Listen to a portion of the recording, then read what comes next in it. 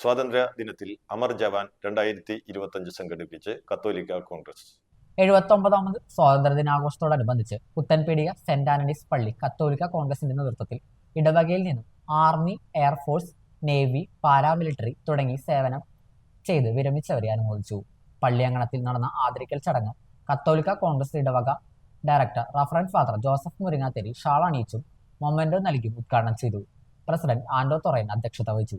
കൈക്കാരന്മാരായ Andril Jose, Sunny K A, Joji Maliyekkal, ഭാരവാഹികളായ P A Paul, A C Joseph, Jessy Varghese, K A Varghese, Louis Thanikkal, Shaju Maliyekkal, Vincent Kundukulangara എന്നിവർ പ്രസംഗിച്ചു.